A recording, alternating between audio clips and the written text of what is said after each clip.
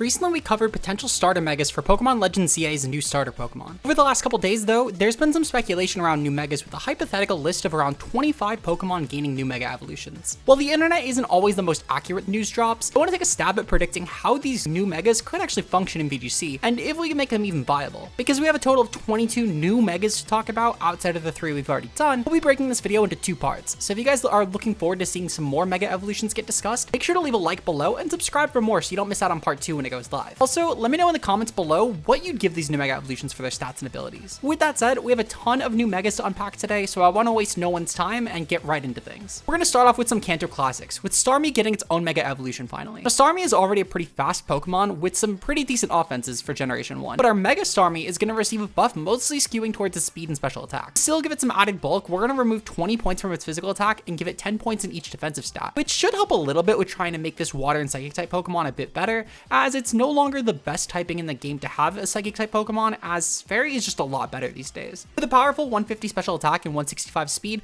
you'll be able to keep up with a lot of the faster Pokemon these days Generation 9 introduced, while still having plenty of strong options to decimate your opponent. There is one special attack though I do want to give to Starmie, which is going to be Muddy Water, since it'll allow Starmie a powerful spread water type move that could deal damage to both enemies as quickly as possible. Other than this, Starmie has a few other really good options such as Dazzling Gleam, Expanding Force, Thunderbolt, and Ice Beam, to name a few among its many special attacks. So I wouldn't really be surprised if this Pokemon just packed a huge punch in the format. Just for good measure though, let's also give it Regenerator for an ability, so you can still keep Mega Starmie healthy by just switching it into other teammates, which can especially be helpful to escape any common KOs. Our other new Kanto Pokemon that's going to receive a Mega today is Mega Clefable. Now Gengar already is thought to be Clefable's counterpart, and since Mega Gengar existed as of Generation 6 and proved to be a powerful offensive utility Pokemon, I want to make Mega Clefable a defensive utility pick. We're going to keep Unaware on Clefable, as honestly this is a really good way to ignore any setup sweepers in the format, and these have become a lot better in the modern gen. We're going to also be reducing 20 points from speed and physical attack to increase its special attack by 20 points while giving both defensive stats 60 points each. Clefable will now finally have the bulk to be a truly terrifying wall in doubles, with 95 HP, 133 defense, and 150 special defense. This will make up for the lack of any sort of item, since Clefable is usually very pressed to have a good item to even be remotely usable. And thankfully, unlike a lot of our other megas today, Clefable doesn't really need a new move because it already has plenty of good supporter moves like Follow Me and Helping Hand, which should make this into the perfect fairy type ally. While there are other early generation megas, for today we're going to skip over all the way to Generation 4 and talk about our new Mega Frostlass. I tried to keep this Pokemon vaguely similar to Mega Glalie, at least in the stat buff department,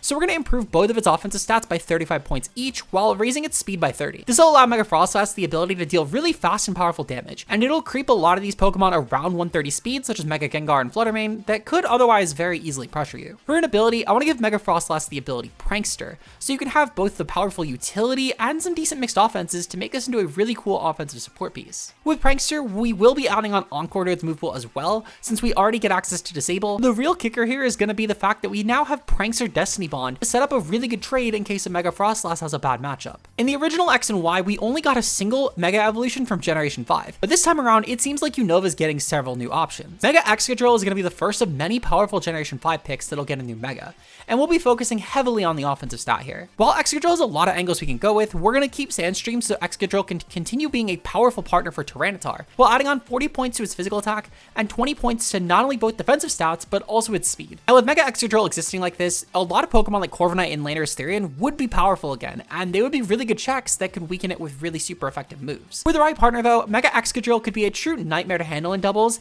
but you just need to be careful of certain flying types that are trying to stop you from using your ground type moves successfully. While this Pokemon used to be a true mainstay in doubles, ever since Incineroar was given Intimidate, Scrafty has been fairly irrelevant in VGC. Now a Mega Scrafty though could be a true contender for Incineroar's crown. We're going to start off by reducing the speed by 10 points, and then we're going to increase its physical attack by 40 points while boosting both defensive stats by 35 points each. That way, Mega Scrafty will be leaning into a true tank that could support allies with moves like Fake Out and its newly added Parting Shot that I'll be giving it. With the decrease in speed as well, this will be a really important role for Trick Room teams, as we could finally underpace a lot of these base 50-ish Pokemon that exist and truly terrify the format in Trick Room these days. Now, the Clear Amulet item does exist, and that will harm pre-Mega Intimidate a little bit, but just for good measure to try and make up for that, we're going to give the Mega also Intimidate, so that way then any Pokemon not holding holding a clear amulet can at least get harmed a little bit more significantly. I think with this in mind, Scrafty's Mega Evolution will be a very good stat dropping pivot, and despite having to deal with an awful 4x weakness to Fairy, this will be so well positioned to handle any sort of physical attacker that it's not really going to matter that much. Now for our final new Unova Mega Evolution, let's talk about Mega Chandelure. Mega Chandelure is going to be a pretty hellish option, skewing towards being a powerful special wall breaker. For its stats,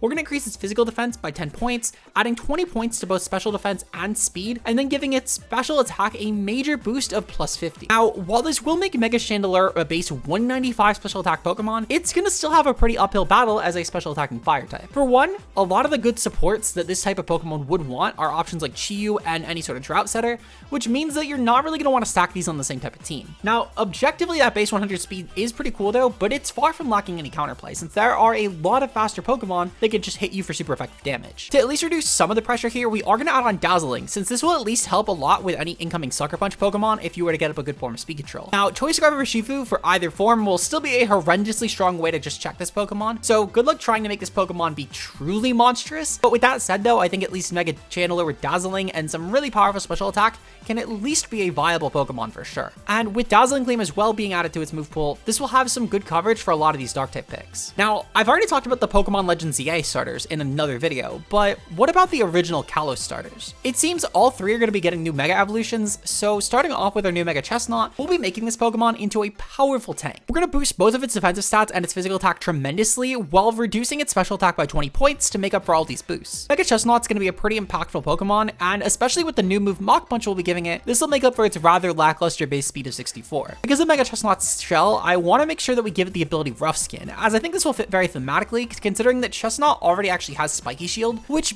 basically does the same thing, but only when you click that move, as it's essentially protect but deals contact damage. So I think for Mega Chestnut to have Rough Skin, this just fits way too well. A Mega Delphox is going to be taking an approach from another fire starter that got a Mega in the original Kalos games by changing its secondary typing to keep up with the modern format. Now we're going to be making Mega Delphox a fire and fairy typing. Now I should clarify before 100 of you guys comment about how this ruins the type chart between Greninja, Chestnut, and Delphox, because Charizard did the same thing back in the original X and Y games, with Mega Charizard X getting the Dragon typing added on, which meant that now Blastoise no longer had a super effective way to damage this thing. I don't think it's really going to be a decision maker for Game Freak, and Fire and Fairy would be an incredible new typing to have, and I don't want to see Game Freak pass up on this just because of a type chart they haven't even enforced with their previous fire starters. Now I do want to make this into a powerful special wall breaker here, skewing most of its buffs towards special attack while giving it a minor boost to speed and physical defense. Because of its new fairy typing, while you already have Dazzling Gleam, I want to add on Moonblast as a strong single target stab. It should help it deal some pretty powerful fast damage. Now I looked into a lot of offensive abilities and they felt a bit overkill here, so we're just going to add on Magic Guard, which at least reduces some incoming overtime damage from options like Salt Cure, since any other ability might honestly overlap with either another previously existing fire type Mega Evolution, or it might just make Delphox's Mega Evolution too broken. And I kind of wanted to skew with Magic Guard at least because it's at least inoffensive. Now Mega Greninja is definitely going to be the hardest one of these starters to work with,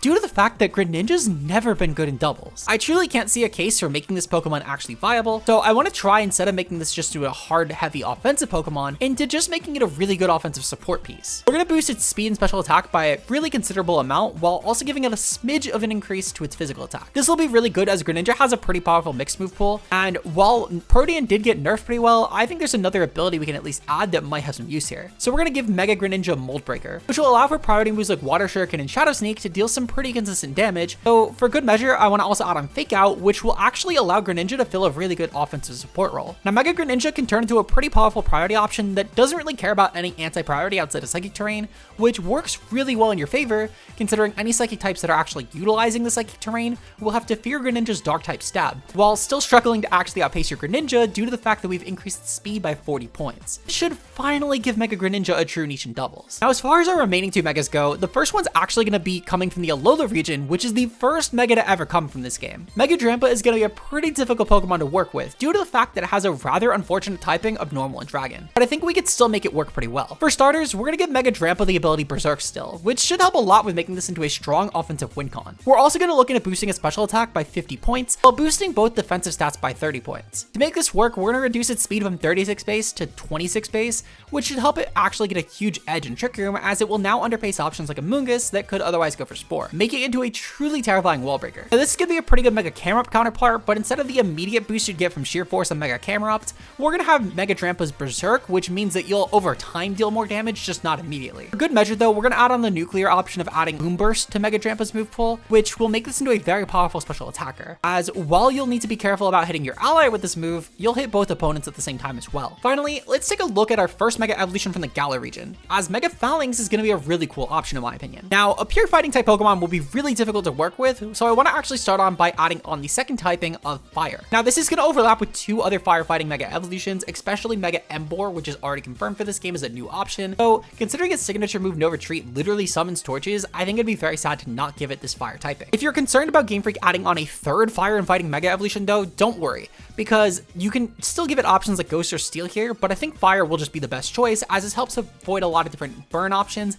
and it makes this into a phenomenal check for Incineroar. We're going to also add on Temper Flare though to just try and take advantage of this fire typing for at least some sort of stab. Finally, for Mega Phalanx, we're going to give it the ability Inner Focus, as this will help a lot with any Intimidate or Fake Out, which should only lean into making this a truly perfect Incineroar counter here. Mega Phalanx's stats are mostly going to go into its attack and speed here, with a little bit of points getting taken out of special attack so we can bump its special defense a bit. This Mega Phalanx will still have some pretty uphill battles for sure, but I think it's going to finally have a decent niche as a true setup win con under the right circumstances. I'm curious to see what Mega Evolutions you guys are looking forward to in Legends ZA though. We still have 11 more to talk about next time, and if you guys have any ideas for either the ones we talked about today or ones that still have to be discussed, let me know in the comments down below, as I'd love to hear them. On the way, if you enjoyed the content and want to see more like it, of course, leave a like on the video and subscribe for more, as I upload videos just like this every single week. Finally, if you guys want to check out my links below, we have links to our editors as well as my own personal stuff, which you guys can check out. Hopefully just stay up to date on future content or the content that my editors do, such as Dose and Kurt, who do a phenomenal job in every video on the channel. Speaking of, if you want to support them the extra mile, consider becoming a member, as it's just a couple dollars a month and you get early access to videos like this, while still also getting some bonus emotes, badges, and it helps me pay the editors. Our current channel members are Zeke0, Josh the Ultra Player, Blood Lily, Aegis Dex,